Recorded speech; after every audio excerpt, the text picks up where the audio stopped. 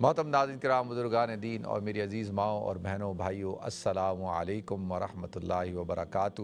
اللہم اجرنی مصیبتی وخلف لی خیرا منہا۔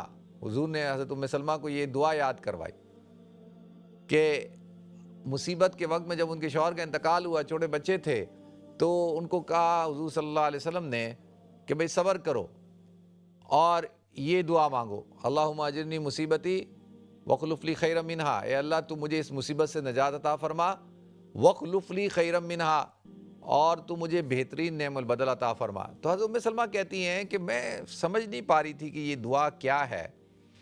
یعنی بھائی شوہر ام سلمہ تو جو تھے، ان کے جو شوہر تھے وہ ابو سلمہ، وہ تو بڑے ہی نیک اور بڑے زبردست انسان تھے۔ تو وہ کہتی تھی یہ کیسے ہو سکتا ہے کہ چلیں مصیبت سے اللہ نجات عطا فرمائے، صبر عطا فرمائے، لیکن اس سے بہتر کیسا شوہر ملے گا؟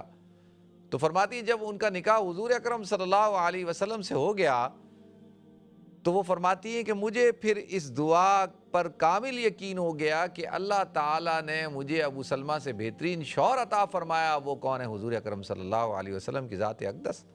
ان سے بہتر انسان تو دنیا کے اندر نہیں ہو سکتا۔ تو میرا اس دعا پہ کامل یقین ہو گیا۔ تو اب کیا ہے کہ انسان کے اوپر جو بھی مصیبت آتی ہے تو وہ کیا کرتا ہے؟ وہ نماز پڑھتا ہے، اللہ سے دعا مانگتا ہے اور اللہ تعالیٰ کے حضور میں اپنی پریشانی کو پیش کر دیتا ہے۔